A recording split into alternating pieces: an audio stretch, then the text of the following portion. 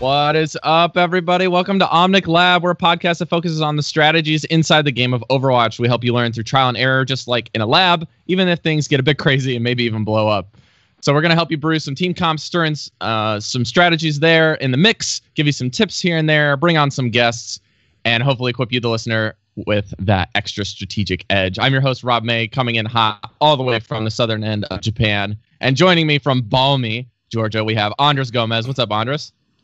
What's up? What's up? I am the most excited I've ever been on the show. We got a super awesome guest, probably the biggest guest we've had on the show, because, you know, he is a main person of the people who create the game that we talk about every freaking week. So super excited about this. And also, I just realized, like always, I forgot to change the name of our stream. So we are practicing versus High Noon right now.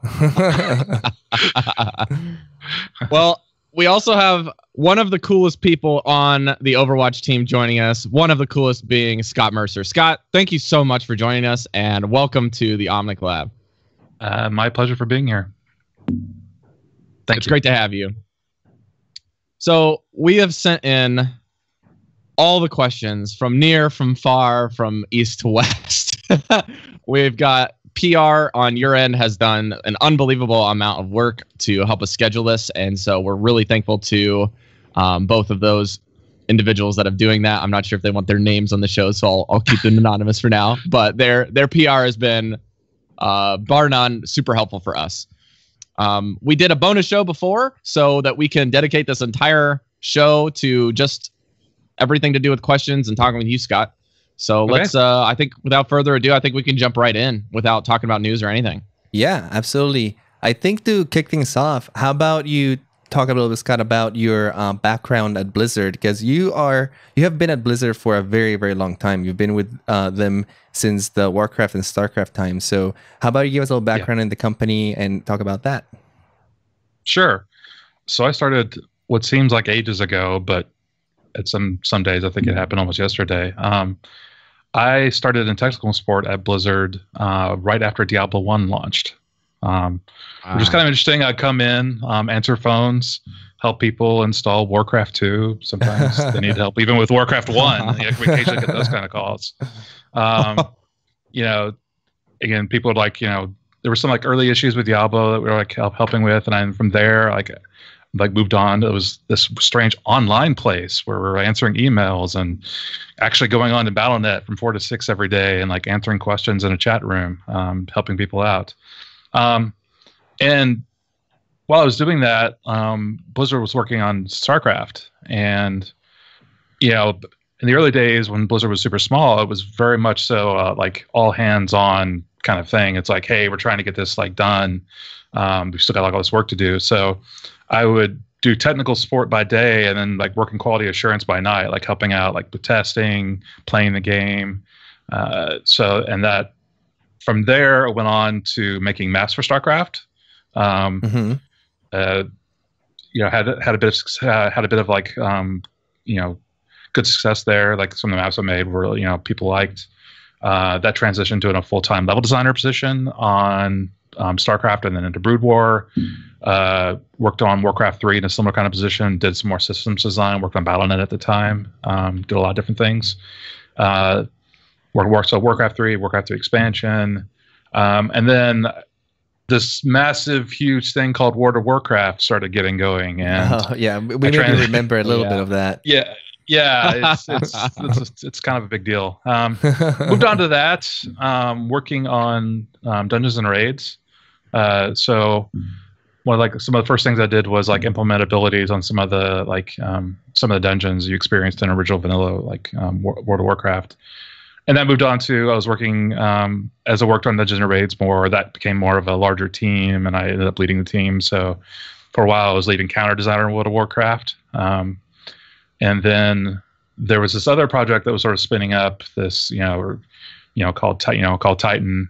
I knew a lot of the people that were worked on it. I'd worked with them previously. Like I knew Jeff Kaplan. Loved working with him. He's an awesome guy, awesome leader, awesome design, developer.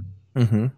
Whenever worked on that for them, worked on that, and through Titan and now like Overwatch, I've been working on Overwatch, doing a lot of different things. I'm a principal designer, and there's like multiple principal designers that work on Overwatch, and the kind of stuff that I generally do. We wear a lot of hats, so like I've worked on some heroes, like I implemented Zenyatta, like the scripting for it. So like how the weapons work, how the abilities work. Torbjorn, Soldier 76. But then I worked on the tutorial. It's very different. And a lot of stuff I do like these days is like I'm responsible for like all the stats, the like tuning of the cards that show up at the end, like which cards show up. That's stuff I work on. A lot of like esporty kind of stuff. So stuff about like formats as we're going through that. Map pools, a lot of like different things. So I got like sort of my and like just today I was like working on it. Actually, I was working on achievements for some future content. Because that was something we needed help with. So I mean, there's a lot of like it's a pretty small team, and we all know each other, know the stuff that we're working on, and we're able to help each other out, as stuff comes along. And it's a great environment. There's so much creativity, so much positivity, like throughout the day. And every day I come in to work on Overwatch, it feels like there's something cool, new to work on, which is amazing as a developer. Yeah, that's very, very cool. So it seems like you've been with them pretty much almost on every project that the company has had, aside from like the Lost Vikings, maybe. Well, I didn't really like work on Diablo much. I had there was a little bit of work I did on like one of the Diablo 3 expansions in between like some other projects. Sure. And yeah, I mean, I've been lucky enough and like sort of blessed enough to be able to work on such amazing games, and it's something I have to pinch myself every so often and say like, wow, this is pretty amazing. I mean, just to think about like not just like the time spent, but also like all the great people I've worked with, like every single team I've worked with has been amazing. All the different, how the fans have like all different have reacted to those games over time. Absolutely. I was There's gonna say Blizzard fans back in the day that are like still Blizzard fans all through these like 20 years, and that's it's crazy to think about. The games that you guys do over there are almost like cultural phenomenons. Like they just like the communities that surround them are so invested into these games, and they go out of their way to follow them. And the competitive scenes, like almost no other game has competitive scenes like most of your games do. So it's really awesome community. I bet it's a really awesome company to be a part of, and that's really cool. Yeah, like I said, every day I come in, there's something cool for me to do, and you can't ask for more than that. All right, let's jump into more like Overwatch specific now within your career. Like, sure. Could you talk to us about maybe some of your more memorable highs, lows in development? Maybe even before the beta or during the beta when you guys hit probably some obvious bumps and hurdles. Obviously, the Titan project as a whole was kind of a giant speed bump, right? So that was more than a speed bump. Yeah, it was a little taller, a little higher. I was gonna say the speed bump was about the size of Mount Fuji. So yeah, I mean, it was. So it's kind of interesting. We talk about highs and lows. I mean, definitely, I think coming from the cancellation of Titan, that was a pretty big low. Because I mean, when you think about all of like, there are people that have been on the team for years and put their like heart and soul trying to get that trying to get that game up and running. And when something like that, needs to get canceled, and it was canceled in my mind for all the right reasons. But like when that happens, it's still like sort of devastating. So there was that like moment of like self-reflection and like, hey, what's the next game we want to make? So like sort of that, as we like sort of like explored some like different like concepts, like the Overwatch one, which is like the hero-based like team shooter set in like the near future with these awesome heroes, these great characters from around the world. it's super bubbled to the top. And it really feels like from that initial point where it was like, we got the go, it's like, do this. There really hasn't been a whole lot of lows. I mean, it's just been like this huge roller coaster ride, like from the beginning to the end. So in the end, we're not even there yet. We're like somewhere like, we're just we're still just the beginning. It still feels like we're just starting this like journey of Overwatch. So, I mean, early on, there's like a lot of like really cool things. Like one of the things that happened was like, programmers sort of like secluded themselves and like we're working on like, rebooting all the technology. And, we're working on like hero designs, trying to figure out like, designing like sort of the guts of the game. And then a programmer comes in and says like, hey, do you want to shoot someone? And we're like, yeah, I mean, we're making a first person shooter, and like that first moment of actually being able to like actually click on someone, aim, and like shoot someone. And all it was at the time was like a gray, it wasn't even like Tracer. It was something that sort of looked like Tracer. So we're running around in like a gray, and basically what would match into like a gray box with like a few other gray boxes with gray, like, sort of like, these like, shorter, like, female. And we're shooting lasers out of our eyes. And, and dealing like, but like the lasers we're hitting each other. We're like aiming and like damage is happening. And it's the best thing ever. We were just like, we were giddy. Like, with designers, we were like, it was like 3-on-3 or something, the designers like in the pool, we were just like shooting each other. It was like playing laser tag and we were 8 again. Pistol vision. Yeah. But it was just like zip, zip, zip, zip, zip, but it was great. Cause that was something, that was a huge milestone for us. Cause it was like, at that point, it wasn't just paper. It wasn't just finally we can play like, something. It was like, oh, here's like sort of the beginning, and then we got into like this other one of the first sort of like big milestones, which was originally going to be just 3 heroes and ended up being 4, and that's an interesting story. But it was so it was like Tracer, Widowmaker, and Reaper on like Temple of Anubis, and that was just getting that like. Because we had to have like a game mode that worked.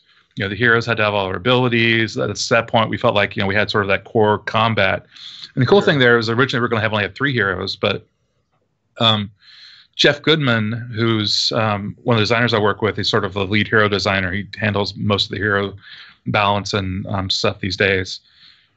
He was like, I think I could get a rocket launcher character that flies into the game, and I think we can prototype that. And what's awesome is he was actually with the tools able to put that together and sort of demonstrate that you could do it. And, it didn't require a whole lot of extra programming. It was just something he could like do with the tools we had. And we're like, and we started playing with it and we're like, yes, it's a first person shooter, a rocket launcher. Go, go, go, go, go, go, go. Because like rocket launchers are so iconic, right? Right.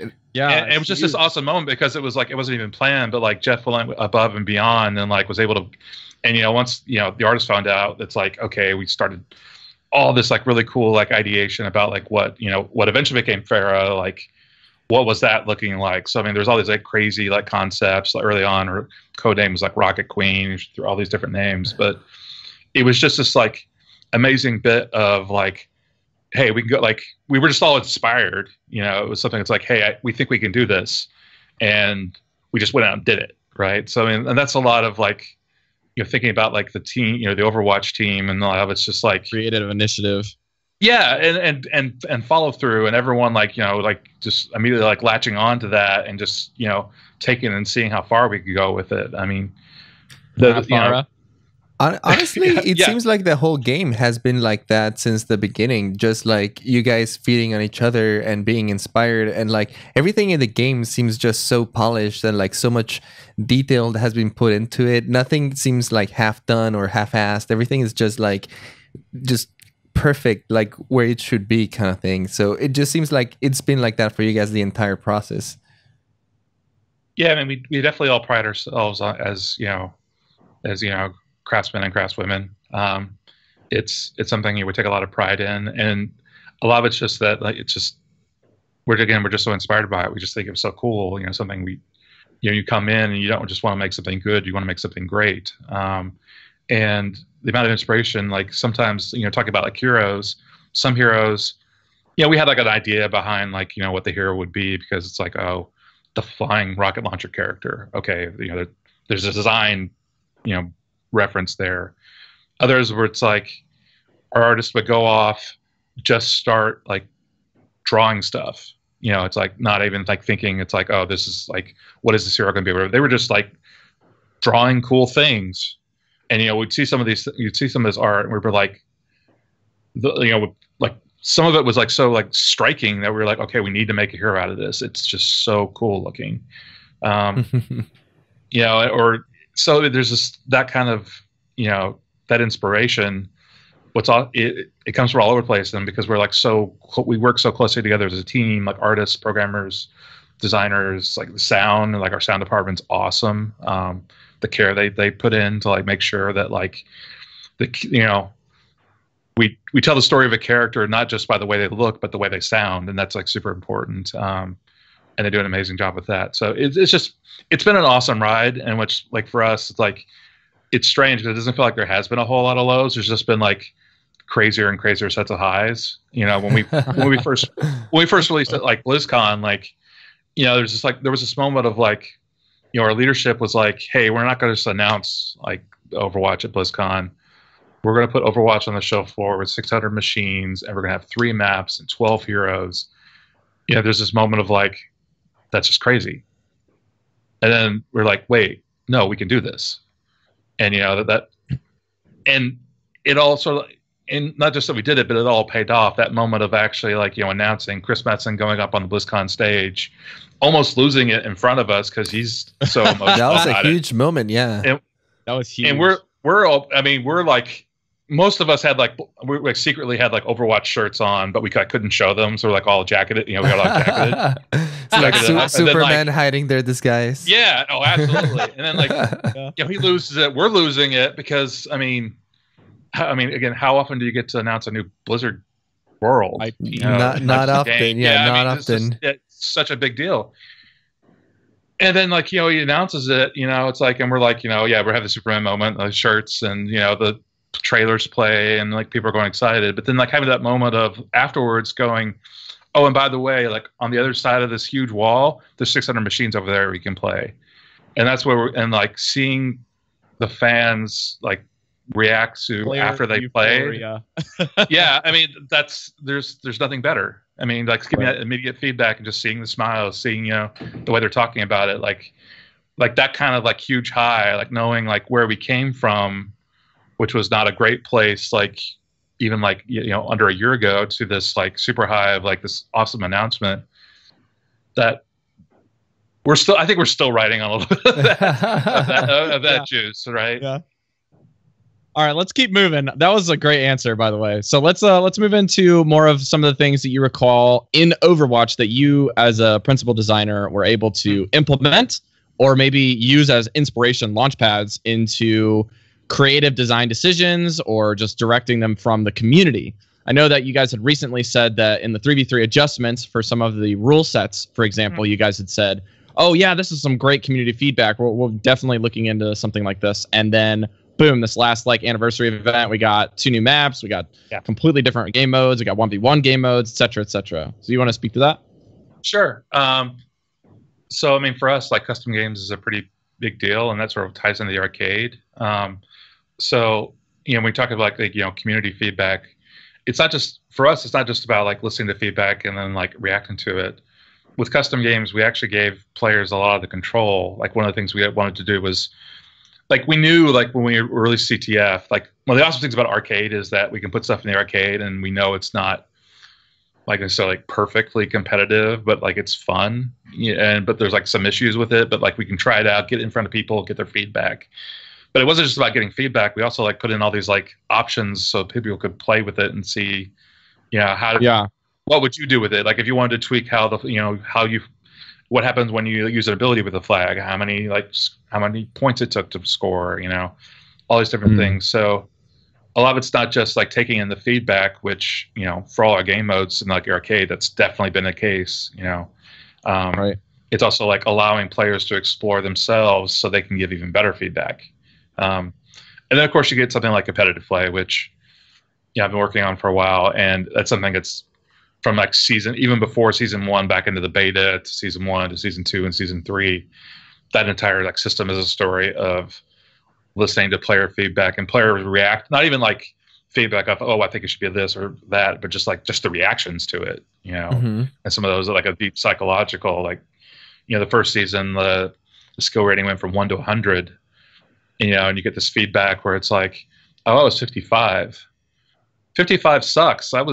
55 is a failing grade. If I was in high school, this is horrible. And like in actuality, 55 is it's above average, right? But like that's the kind of like feedback where it's like, hey, we need to like, you know, we need to like change that, you know, that so we don't have that like sort of like negative reaction to it. So definitely like, and that's a big one that, you know, in terms of like feedback over time, and matchmaking in general is another thing that like it seems like, you know, whenever like, I mean, generally speaking, the matchmaking does an awesome job. Like, you know, it's making millions of matches, you know, they're well balanced, but occasionally when it screws up, like straight to Reddit.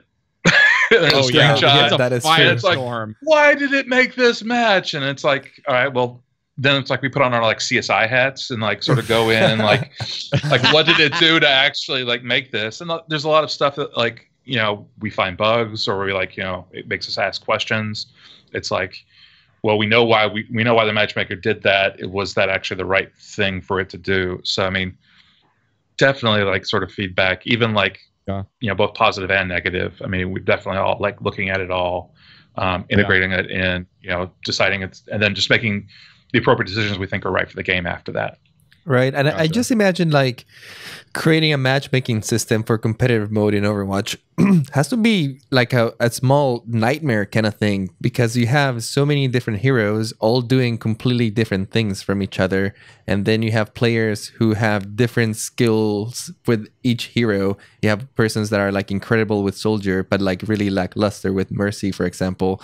And I imagine having to balance that has to be just like a horrible juggle of numbers for you guys.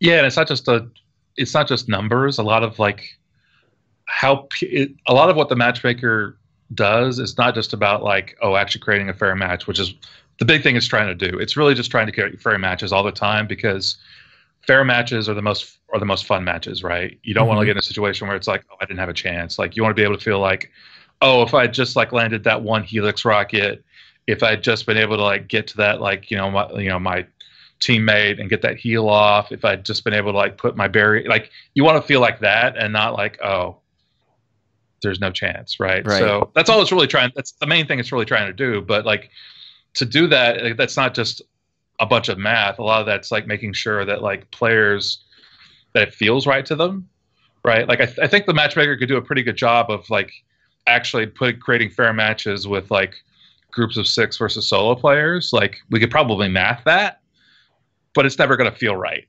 You know, like it's never going to feel fair regardless of what the math says. So like a lot of what we do with the matchmaker again is trying to like not just like look at the data, get the math right, try to make it, you know, that 50-50, but also try to make it seem fair as possible. And a lot of that is like in the eye of the beholder. So like really trying to understand that, I think, is a big part of what creating these kinds of systems. No, that's cool. That's very insightful. All right, our next question is this is going to be related to more of like just like data or information. So this is like there are a lot of websites out there right now, like Winston's Lab or Omnic Meta, Overbuff, Master Overwatch, even a new one that's just started that I've been a part of, the closed beta called overtrack.gg, are doing some cool stuff. Do you have any info that you can give us on what you guys plan to do to help players gain an easier way to monitor their individual and group progression, hero picks, performance moving forward? Well, I think one of the big things for us is we definitely want to implement match history. And I think it's like one of the big things that, you know, we've been missing for quite some time, that ability to look like, like say your last 10 games or your games within the last couple of weeks and see like how well you've been doing, what you've been playing, sort of giving a little bit more of a short term, like sort of history of like what you've been doing, like how you've been playing, as opposed to, because like right now, like the player profile, it's a bunch of like lifetime stats. It's like everything this season. So it's really hard to say like how well have you been playing lately. It's like, oh, well, there's an average. And that's yeah. And it's hard to get that kind of info. So for us, we're definitely looking at that. In terms of like other data questions, like we're definitely still like behind the scenes, like working on improving like some of our stats. Again, trying to support match history, that feature in the future. That feature in the future. Yeah. Wow, that's hard to say. That's a lot of but also supporting, what we're doing in esports, being able to, give our casters and our analysts the right tools to be able to tell really great stories about like the games that you're watching. So there's a lot of like data stuff to go into that. Now, as far as like, details about like how that stuff will all become available, when and how and so forth, we haven't quite worked all that out yet. But we're super excited about it, and something we definitely want to like work towards in the future. So you'd say it's probably one of the obviously you're saying it on the show, so it's being out there about match history is something that's like on the table as being one of the next few things to roll out into the game. Would that be safe to say?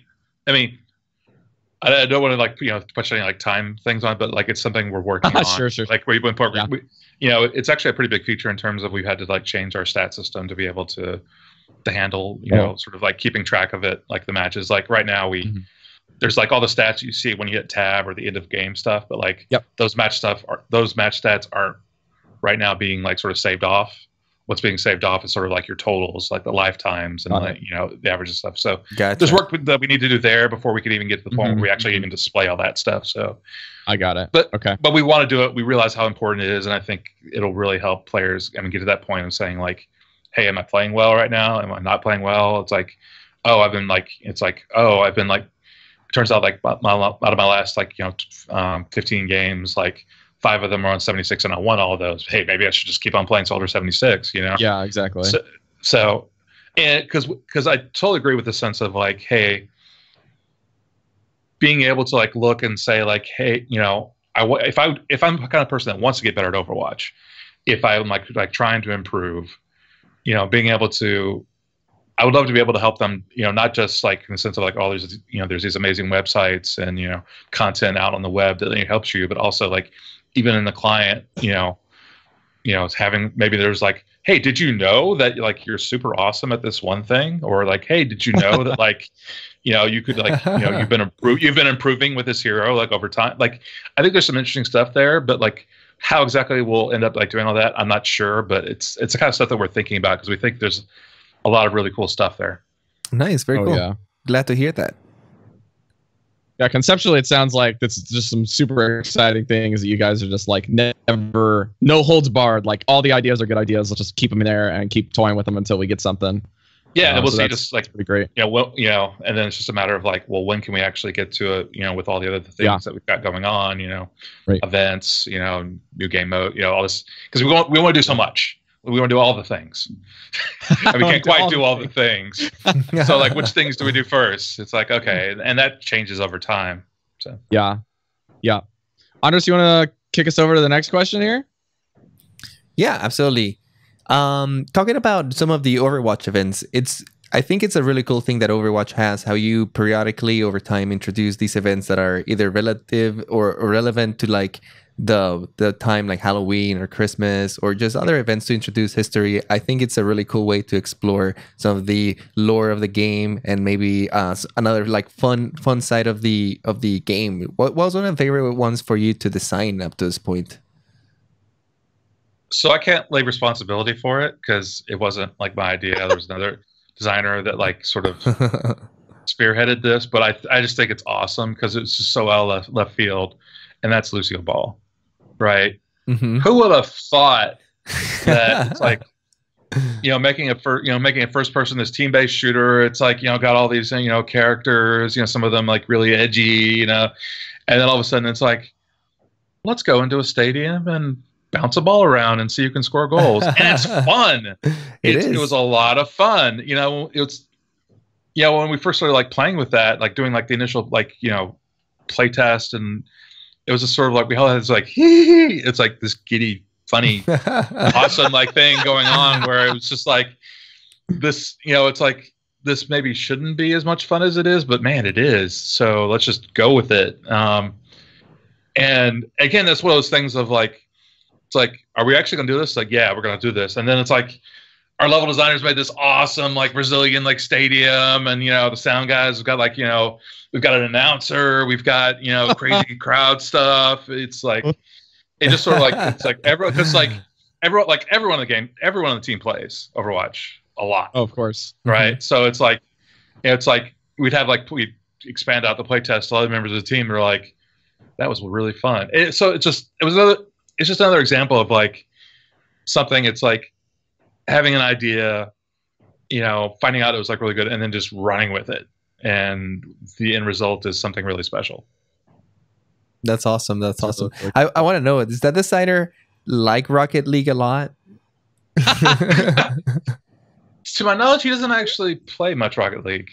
Actually, interesting. Yeah, again, it's just. I mean, I don't know if it was something where it's like, his kids, play soccer. I don't even really like know. I think it was just like, we've got this awesome physics programmer who like, when we like, hey, can we make a ball? Can we hit it around? Because there's other like, there's been like other like game modes and first person shooters before that involve balls that we've like, thought about and explored, Unreal, I think it's Unreal Tournaments had like some, game modes involving like scoring with balls, like going all the way back to like Team Fortress, like the original.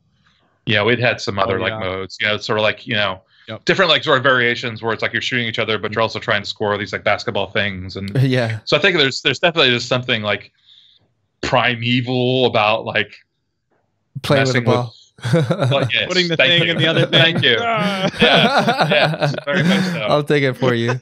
but I mean, Rocket League's an amazing game. No doubt about that. Oh yeah, for sure.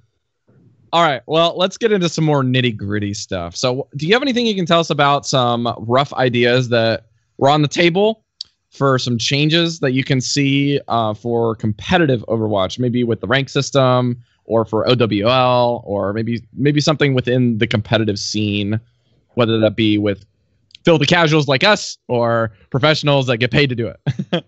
Sure. Well, I mean, definitely in the future, there's always going to be new maps, new heroes. We're going to continue to release those over time.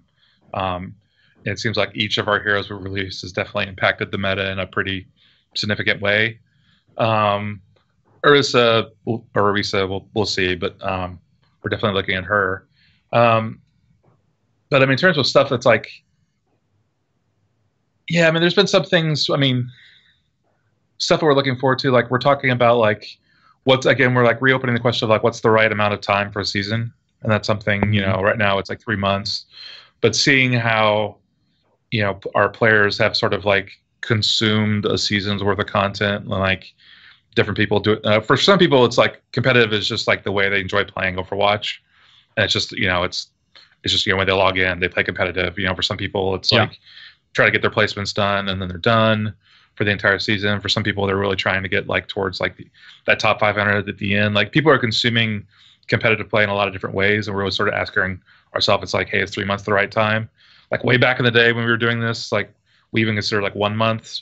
So, but I don't know if we're gonna do that, but like we'll see how that goes. I mean, other things competitive, I mean, we'll have to see. There's a lot of ideas floating around. There's questions of like, do we need more tiers than just the ones we have? Do we need less tier? There's a lot of like tuning stuff there. Mm-hmm. So I mean, we just have to keep like asking ourselves those questions. It's something about like, when we originally implemented the system, we had the golden weapons, which is really awesome, like rewards. And at the time, we were always thinking it's like, oh, well, we'll do more rewards in the future and refresh them. But the more we've been thinking about it, like competitive play, like it shouldn't be as much about the rewards. It should be about, oh, I want to play competitively because it's the most fair game mode. It's like the place where it's like everyone's like, trying their hardest and trying to win. We're trying to like work together as a team. There's trying all to these play like properly. Yeah, or not just properly, but like it's like we're all working together.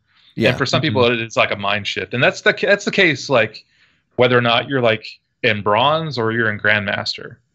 Like we had some people on the team when we first implemented like competitive play who told us like, hey, it's awesome, not because because even though I'm not like personally a great player, it puts me in this mindset. It makes me like try harder. You know, it's just, you know, Yeah. people, you Something's know, on the line. people work together. Yeah, there's something to it. Like, I mean, and certainly, I mean, we're all, you know, humanity pretty competitive about a lot of different things. So it just sort of it scratches that itch. So, you know, while we thought in the past we might do more rewards, maybe we're not in the future. I mean, we'll still have the golden guns, and that's there. But so those kinds of things we're like looking at when we were definitely. While it might not seem like we didn't really do that much between like season 4 and season 5, but we are like sort of looking at things still and seeing if there's improvements we can make. But what those might be, we're not really sure because, to be honest, we're not sure ourselves. Yeah.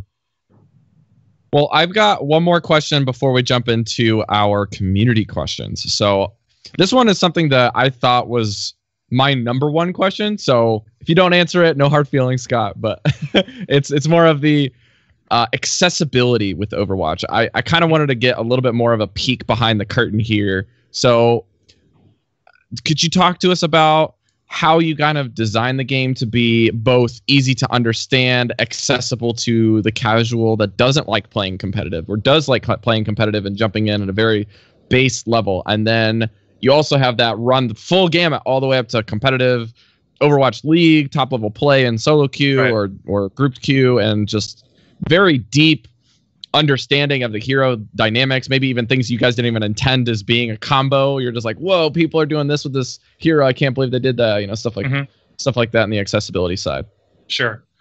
I think the base of all of that, what you're talking about, is that, to be honest, like each hero by itself, we try to actually keep pretty simple. We try to keep what that hero does pretty self-contained. Like, it's something that's like whenever you like hit F1 to like see the help about what all the abilities do, like the text there is pretty short. And like for us, like if we can't make it that short, that usually indicates something is way too complex. It's like, you know, if like, you know, Reaper's got shotguns, they act like shotguns, they look like shotguns, they act like shotguns, they fire like, you know, like, yeah, there's exactly. expectations, there's like simplicity there, right? Yeah, there's simplicity to, it's like, oh, I become invulnerable for 3 seconds. There's not, within each like individual ability, there's not necessarily a lot of complication to each of them. So each hero, the different parts of it, you can pretty easily pick up and understand. And, you know, again, that carries over to like the character design, the way they look, the way they sound, and everything else. It's like you look at Mercy, you know she's probably a healer. Yeah, there's no mistake in there. Right. It's, you know, the characters look, and there's a fantasy associated with them that, you know, their look and the sounds, and it all carries over into what they actually do inside the games. Again, we try to keep all that stuff really simple, where all the interesting stuff comes in, that like sort of that deep understanding of the game is like, well, how does this hero interact with this other hero? And not just from like, oh, I'm fighting an enemy, like what could that enemy do to me? But because we're a team game, it's all about, well, how do I interact with my teammates? How do we work together to succeed? And that's where like the interaction between the abilities becomes a bit more complex. But that's something you grow into. You know, early on, like you can have a blast just like holding down left mouse button, running around, shooting people. Yeah, getting crits. You know, it's like it's all like very simple. Pray and pray, boys. Right. I mean, but at a very basic level, like that's simple, and that's something you like really easily get into. Again, it's how do I work together as a team? You know, looking across at the enemy team, like how do we deal with them? What's the right strategy? And again, for a lot of players, it's just like, well, it's an enemy, shoot it. Right. But like as you get more into the game and like sort of deeper understanding, it's like, well, maybe I should flank. You know, again, like the maps, when we talk about the heroes, but the maps are also pretty simple. You know, there's not a lot of like crazy complexity to them in terms of like gameplay spaces. So again, it's like making it like easy to like get into, the simplicity of like each, you know, ability, you know, and then it's all the interaction that makes it all fun. And all right, more up to you how you choose to interact with that hero. Yeah, very cool. And interact with the enemy and interact with your team, right? You know, right. Yeah, it's something we actually talk about across all of Blizzard. You know, designers, it's that like easy to learn, difficult to master, you know, kind of thing. And it's something where it's like, you know, when a player like picks up something, when he picks up your game, they need to like immediately understand. It's like, wow, I see how I play this. I see what I need to do. Like this works the way I think it would work. Just because of the way it looks or the way it's or just what it's called. You don't think like a character named Reaper is going to be running around with like pink hearts and ribbons, right? Although that's not a bad idea. I mean, that's not a bad idea, right? But I mean, it's something of like keeping it like relatable.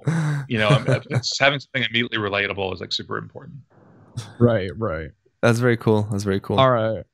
Right. You want to jump into the I've highlighted questions? Yeah, I don't know how much of these we're going to actually get to, but I've highlighted a couple of maybe the ones that I definitely liked. So apologies, guys, for submitting questions, especially the ones that made it through the initial approval process, not only of me and Andres, but also of their lovely PR system. So here we go. Let's get into number one comment here is Yanthrax. He says, sorry if you can't answer this, but one of my favorite things about game design and asking questions is the stuff that gets left on the cutting room floor. Are there any iterations of characters, game modes, maps that you personally really loved, but ultimately they didn't make the final cut? Wow, so there's a lot of examples of this. I think we went through at least 5 different Bastion Ultimates during development. He was such a pain. I can go through some of the things we tried. Some of them were actually really cool. One was like this artillery volley, like even like during early like development, it was pretty cool. It's like all of a sudden shells are like splashing all around you, and that was oh my cool. gosh, that sounds insane. He could shoot through walls. Like one of the ultimates was all of a sudden he could basically shoot through walls. Wall hack for reals. Oh my god. Yeah, where it's not just. I mean, he couldn't see, but he could shoot. It's like cover doesn't help. It's like it's shots go right through. Oh, gotcha. Oh, again, no. That was pretty fun, but like it turns out like not necessarily fun for everyone. Yeah, not for the people on the receiving end. Yeah, exactly. Always got to think about that too. It's not just about your personal fun. The Widow Bastion hack. Oh, geez. Yes, it was a good time. I mean, he had like at BlizzCon actually he had like a mine that got up and like did all this damage, and that actually went to BlizzCon like that. When we were like, it went to BlizzCon, we're like, well, we're gonna do something else, and then we came up with like the tank idea, and they're like, of course, transforming into tank is utterly badass. We should totally do that. I mean, there's all kinds of like little things like that. Different, like we've tried different game modes, and some of them like haven't worked out super well. Like, people have asked us, well, why don't you like try, like a 3 CP map or a 5 CP map? And like we actually prototyped some of those, and it just ends up not like we just didn't really feel good about them. And like, but I know that like people definitely like want to see that stuff. So like that's another thing that I think people don't realize is like we're actually always trying. Game modes are something we're like pretty constantly trying, and now that we have the arcade, we feel like we could put some of those out. Like things like CTF, things like elimination. Those are like ideas that we now like put out for you. But again, there's been other game modes that we've tried and necessarily didn't really like too much. So, but it's still fun. I mean, you're still playing Overwatch on them, but it's like the questions of it's like, 5 CP is a little bit hard for tor burn and setting up like defenses when like you're like where should I be at any one time? It's like, should I be defending at this point or should I be defending this point? Like, there's things as like that don't quite work out. They're close, but like, and maybe it's something we just put those kind of things are just things where like we should we put that aside for a little while, and maybe like later on we come back to it with like a fresh look at it, and then we can maybe figure out and solve the problems with them. So I was about to say that it looks like you guys have all these ideas and not necessarily don't want to implement them, but the ones that are not ready, you guys just kind of put it to the side and revisit later. Which I think is very cool. You guys have always been very open to trying out new things, and I think is what makes this game stay so fresh, or in general just Blizzard games all around just stay very fresh for a long time, because constantly iterating, constantly listening to feedback, which is very, very, very cool. You want to jump to the next question? All right, we got a couple here from Super Valet. Most of them are kind of in tandem with another, so I've kind of packaged them as such. Characters in game modes are so clearly under a constant redesigning process. to tweak them and improve their balance as well as their overall enjoyment and be true to the character, I guess, soul of the character or the original personality. So my question is, how do you select which hero, mode, map, etc. will be changed next, aka undergo redesign?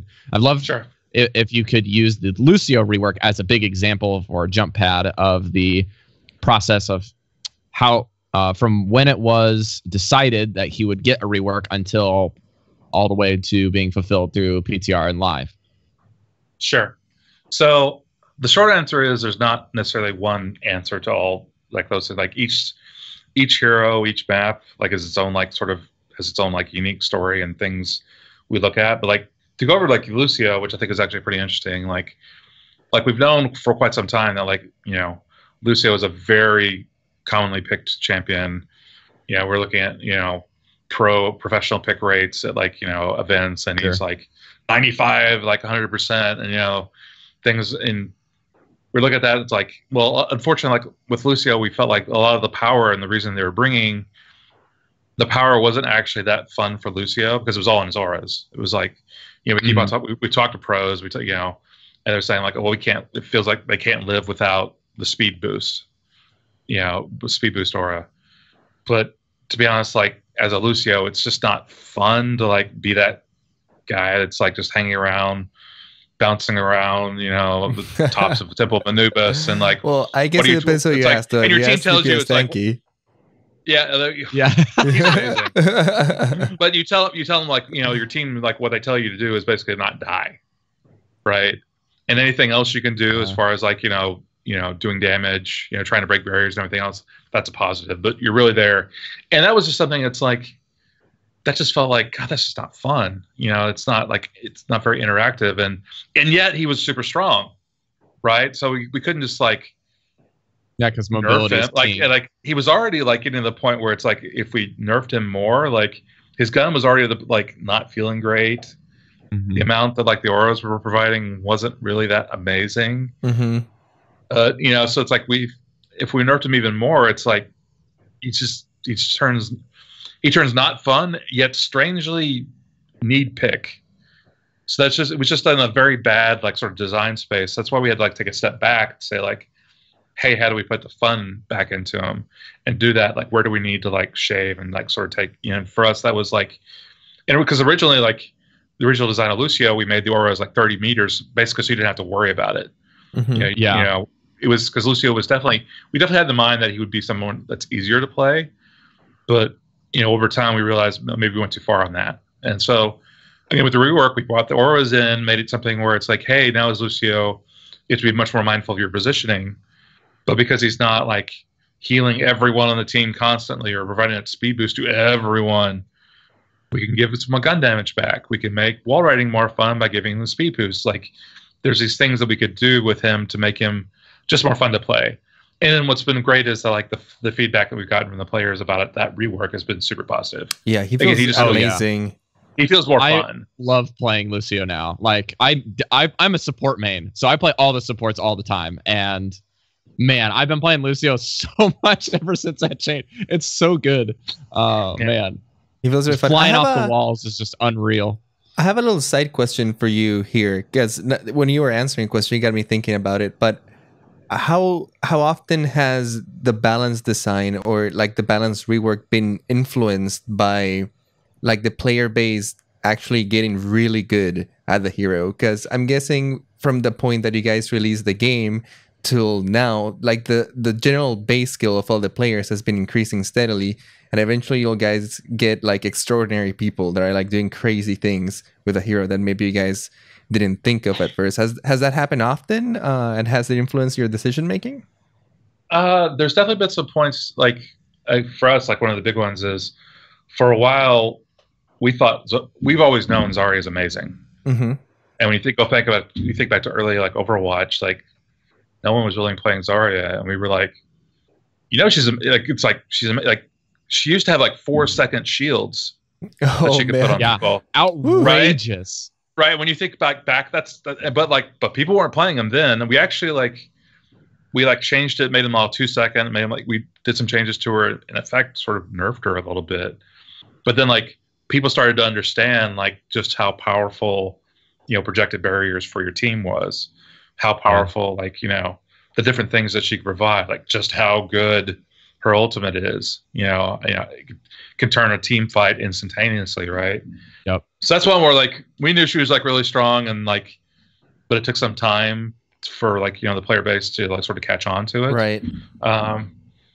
We know that like for us, like we think like Tracer's in a great place balance wise, right? She's, again, like what she does, like each individual part's pretty easy to understand, but like we know that like someone's going to come along and be just ridiculous and amazing at Tracer, and it's going to make it seem obscenely overpowered. And we're starting to see that now.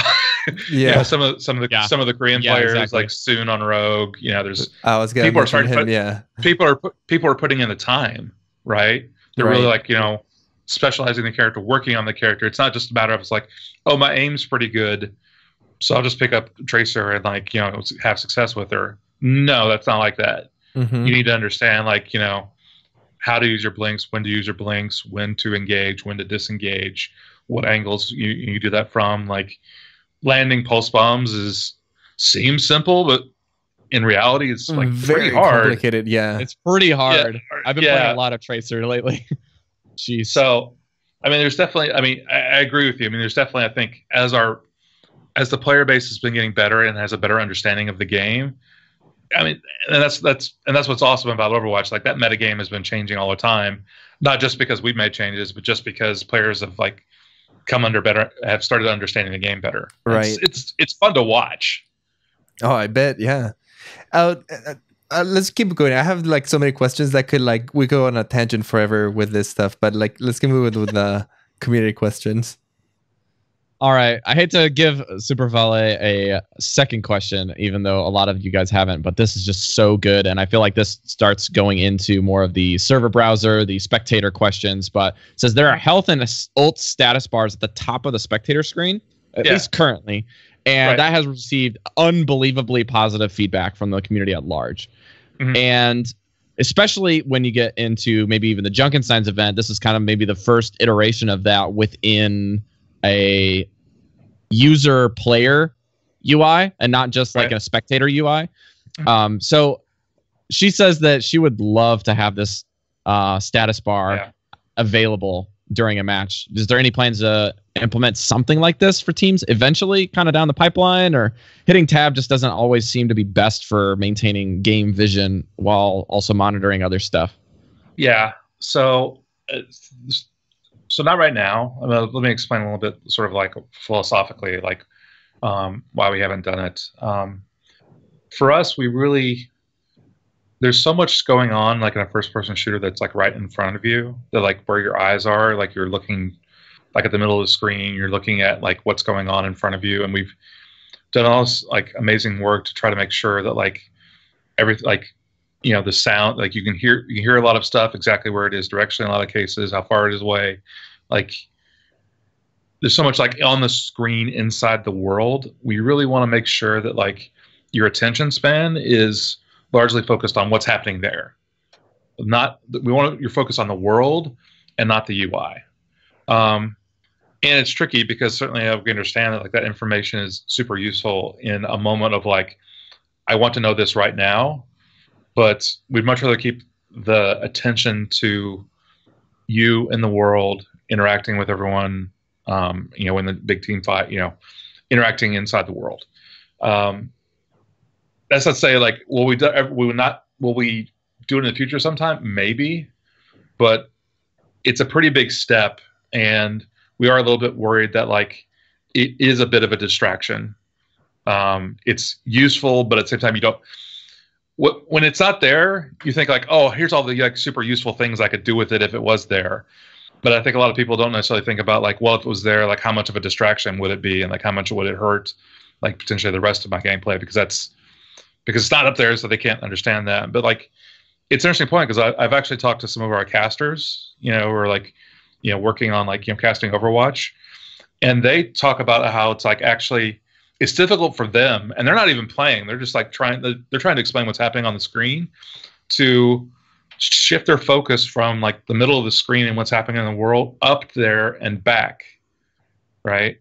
So there's a bit of like that moment, like is, you know, can cause problems, and it's subtle, but it's there. So that's one of the big reasons. Like we try to keep. I mean, it's when you look at Overwatch as a whole, you know, it's actually a pretty clean UI.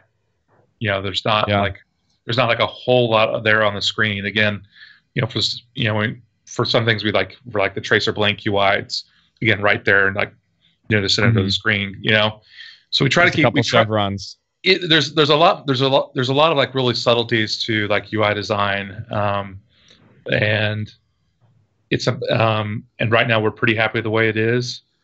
So, but we'll see.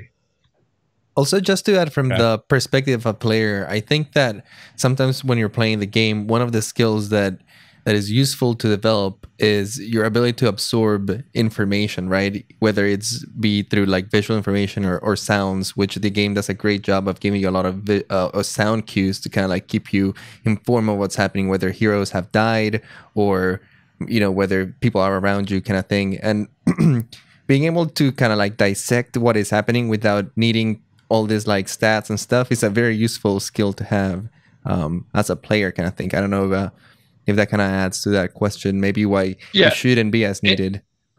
And for us as designers, you know, working on the game, like if the only way you can get information is by having to look at a UI, it feels like we've screwed up somewhere. Mm-hmm.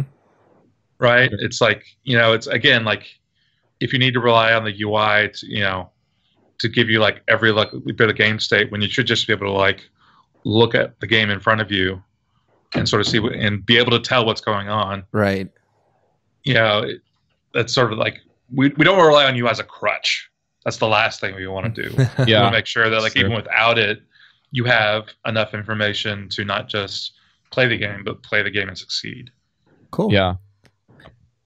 Also, that question was asked by BioShrimp, just so we can, so she doesn't get angry at us later. It's seriously the second time I've screwed up mixing her and Vale's questions together because they always post from the same time zone. So I always screw that up. We're sorry. All right. So we have another question in here. I'd like to get to Cyclops' question, but I want to go and make sure we hit all of Switch's questions here because these are great. But Switch is the guy that does the Omnic meta website. He's one of our mods. He's doing wonderful work with stat tracking and analysis there. He says, what is some of the biggest challenges that you have faced on the design floor in terms of hero balance or map design? And then how much of the design is involved with the lore aspect? How much does that influence gameplay and design elements? Mm-hmm. Yeah, I mean, for that, I mean, I could really sort of point to Sombra. Sombra is a character where we knew she was part of like her core, like sort of lore, like who she is. She's a hacker. Mm-hmm. Now, how do we actually represent that as a game mechanic inside the game? And we struggled with that. There were variations of hacking that, you know, didn't just disable ability use. I mean, I think we played with deals less damage, like it cut your damage in half. That was like one of the hacking variations. Again, like sort of that it's that interesting question of like, well, what is a hack? How should it feel like versus like the game like play aspect of it? So that was like pretty difficult for us. Then the other thing is like, you know, we wanted her to be this like sneaky, stealthy like character, so we wanted to give her stealth. But I think for a lot of players, the fantasy of it's like when you have a stealth character, the immediate thing is like, oh, I want to be an assassin. I want to like, you know, stealth up on someone and like get behind them and then like shoot them and like before they even have a time to react, they're dead. Turns out that's not great for gameplay. We actually had talking about like things in the past, like a Genji ult that we were developed was that if he got behind you, he could like stab you in the back and like basically like a spy from TF2, like a rogue. Yeah, except it was an ultimate, but it was like a moment of like you'd like literally like sort of take the sword, like, you know, do this to you, and then you would die. But like that's not super fun, right? You know, well, it's fun for one player. It's fun for one player. So again, sort of managing, again, that sort of gets to the thing of like, there's this like, you know, reconciling not just the lore, and like the game mechanics, but the fantasy, like what players want it to be. You know, again, sort of like when you see the character of Sombra, you know, and like look at her, you know, the way she looks, the way she sounds, and everything else. There's a fantasy associated with that, and like trying to hit all those notes was pretty difficult. And we went through a lot of iteration with her. Oh yeah. Again, like different types of hacks, different types of the way stealth worked. At one point, she was basically permanently stealthed unless she attacked. Oh my god. So she just didn't do anything. She just went to stealth and then like could walk around. I mean, we tried a bunch of different stuff. A lot of inspiration from TF2 there for Sombra, from the sounds of it, at least initially. Well, I mean, and World of Warcraft with the rogues. Yeah, I mean, right. Like, I was gonna say there's that. so many games that like have stealth mechanics and like and they feel great when you're stealth. So like trying to get that like mix of like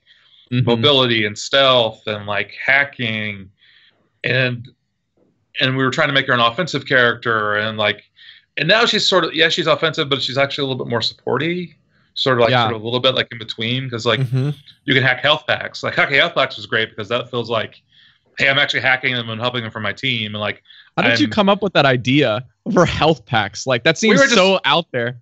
Well, it was just a question of like, what could she hack? You know, it's like, you know, like from design standpoint, it's like what like we went through like, could she hack the payload? We had a version of that. Make the payload go faster. So here's what, honest to goodness, what it did during development was you would hack the payload. It would put a stick figure guy on top of it because it was all like super early in development, and it basically like that stick figure guy counted as one person on the payload. So the rest of the team could like not figure the payload and still like move forward, right? That's and like it counted as infinite contesting. Player. Yeah, I mean, so again, my gosh, that's so cool. It was a lot of fun, but like it didn't like. And if you think about it more, it's like, okay, yeah, that's maybe not such a good idea. But like,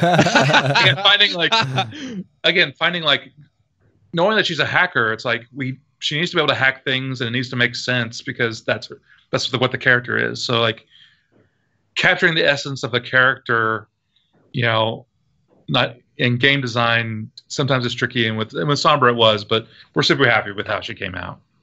I think that she's a really interesting hero because normally you think about stealth heroes about being super offensive, the type of guy that is like just in the shadows, then comes out, kills you really quick, and like goes away. But I'm actually glad that that is not what Sombra turned out to be in Overwatch, and instead it's kind of like what you say, like this hybrid of like an offensive support that supports you in like an interesting way. It does like not like the average way you would think. Support. Yeah, very disruptive, kind of like getting in the way of the enemy and like not allowing them to kind of like what they are used to doing, kind of thing. So I don't know. I think it's a really cool how she turned out. Yeah, definitely, absolutely. Cool. All right, you want to finish up some of these questions? How much time do you have left, Scott? A couple more minutes. Yeah, 10 minutes or so. All right, cool. 10 minutes. Okay, so I think we got time for about 2 more questions. Okay. So let's go back over to Cyclops' question. He says, I always thought that the maps would be from where the characters or heroes were from, or where some thematic or story-wise relationship to them. We haven't quite seen an India map for Symmetra or an Australian map for Junkrat and Roadhog. Was this always the design plan for something like Oasis as an example? Not really always character dependent, or even maybe necessarily story dependent, but just the universe for the maps and where they're based. Yeah, I mean, there's some maps that are like, we want to show a location because there's a character from it, and we have way more heroes than we have maps. So there's definitely like a lot of heroes that like don't, you know, their homeland isn't represented. Like we definitely at some point like want to do something in Korea for, you know, with Diva. Like I think, you know, there's all these like various locales, and the wonderful thing about having these heroes that are all from all around the world is there's all these places in the world that they're from that are like super amazing that we'd love to visit. So definitely in the future, we'll definitely see more areas that are tied to specific characters. But I think at the same time, there's also like something like Oasis was, we just wanted to make a cool modern map like in the Middle East. We thought we were really just inspired to do it. We felt like, you know, people hadn't seen anything like that before. So much of like, when you look at the Middle East, is like it's dusty and bombed. You know, imagine like the Middle East that's, you know, glorious and like, you know, this super bright future, because opposite. Again, cool. that gets that's what we're really trying to portray in Overwatch, is that like, hey, the future is this bright, hopeful, amazing place.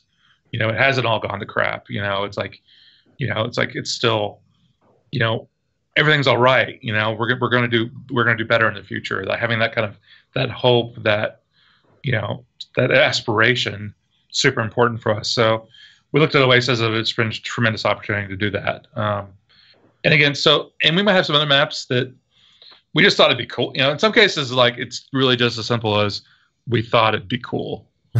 You know, again, because hey, that's good enough for a reason. Like, an artist might draw something, you know, and you know, a lot of times when we have brainstorms, like try to figure out like what the next few maps are. It's usually like it's not just like one or two. Like, you know, it's like the list will go on for like 10 or 12, and like sometimes it's really hard figuring out. It's like, oh, it's because again we want it all. It's like, yes, we want to do all these things. These are all amazing. We can't do all the things. Like, yes, we want to do all the things. So figure out, you know. So again, we've got some ideas for places that you'll see in the future that I think we're super excited about.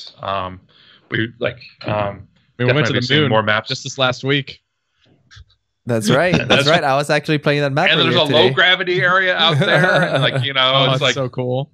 Yeah, we got feedback recently. Like someone was asked, it's like, is the sound messed up outside and like outside of like Horizon? And we were like, it's in space.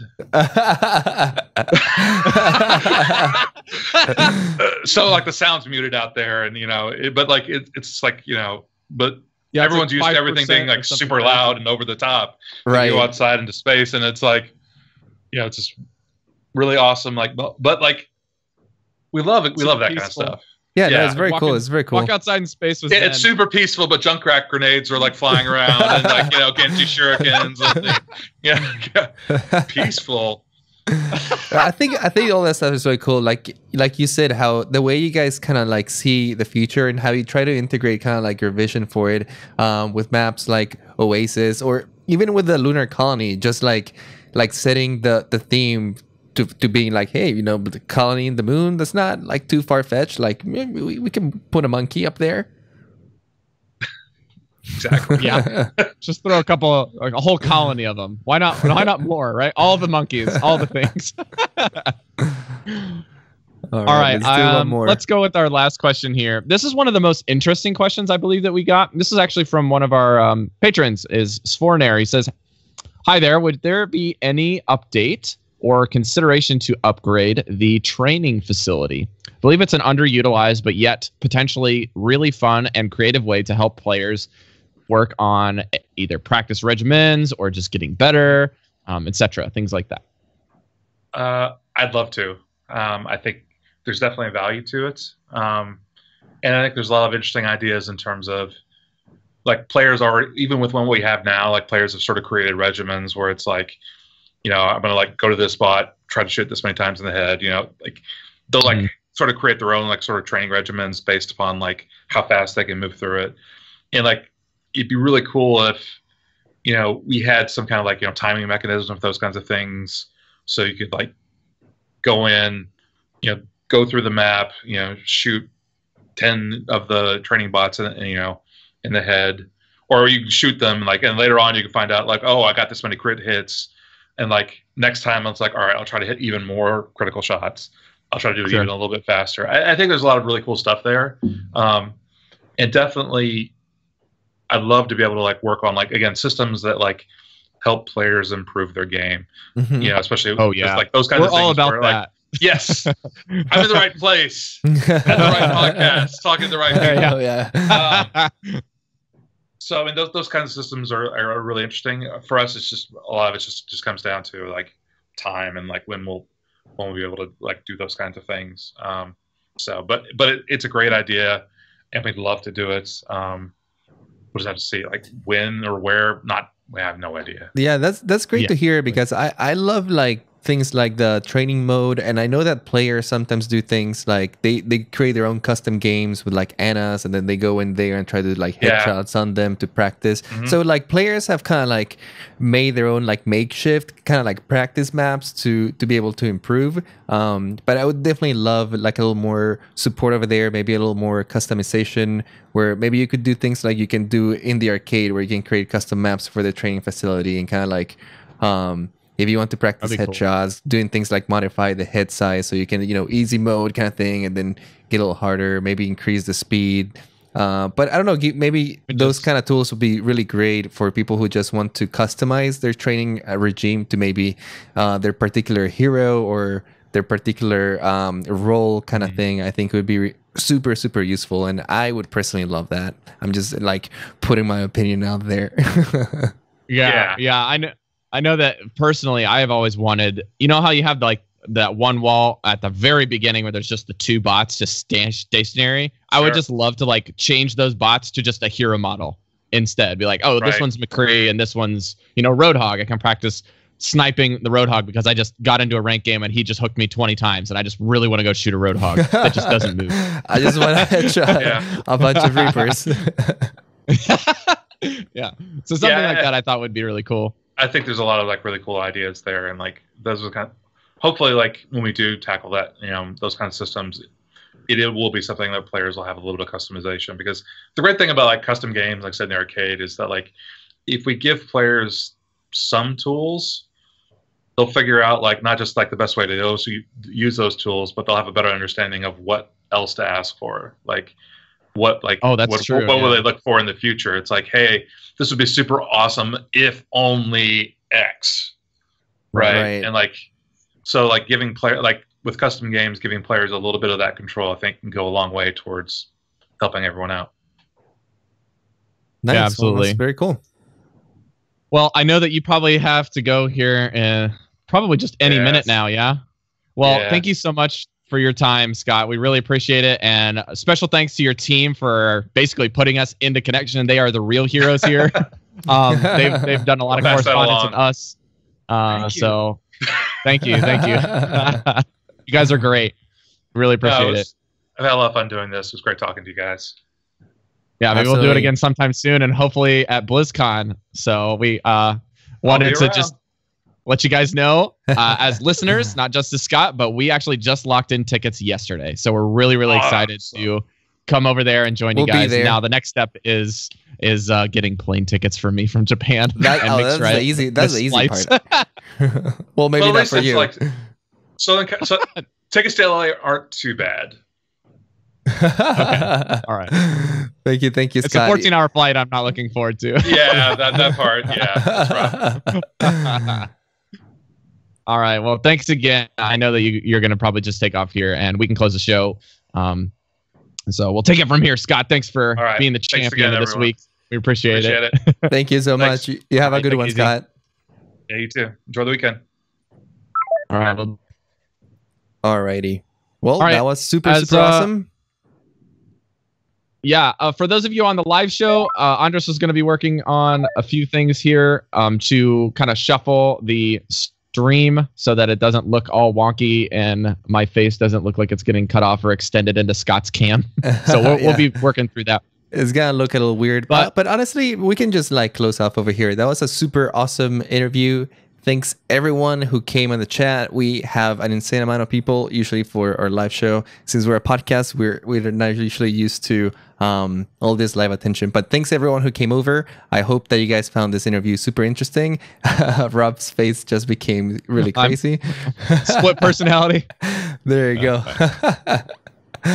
But anyway, thanks everyone for coming. The interview will be coming out live on iTunes and all of your favorite podcast destinations at the end of the week. So stay tuned for that if you came in a little late and missed it out. But yeah, thanks again. If you guys want to find anything about the show, if you're on the stream, just scroll down. All the links are there. If you guys want to find any and everything you want to contact us or get in contact with us, you can head over to our website, omniclab.com/links. You can find our email, our website, everything there. If you want to find Andres, you can find him over at audioblender.studio. That's where he's making another project for helping podcasters like us and any level to improve not only their Overwatch game here with Omnic Lab, but over at Audio Blender Studios. You can also find him on Twitter at IPLAI Games. That's I Play Games with a really weird spelling on Twitter. And you can find me on Twitter at NotRob. If you like Hearthstone, you can head over to my Hearthstone podcast at ValensChosen.com. And we got Freshka coming in hot this week. But that's it for the show. Thank you guys for joining us. We're really excited that we were able to do the bonus show yesterday so that we can just give you straight Scott Mercer interview, pure and unadulterated this week. So thank you guys for joining us on episode number 56. We were so excited that we were able to do this for you. And don't be a lab rat, be a scientist. We'll see you guys next week. Adios. I have not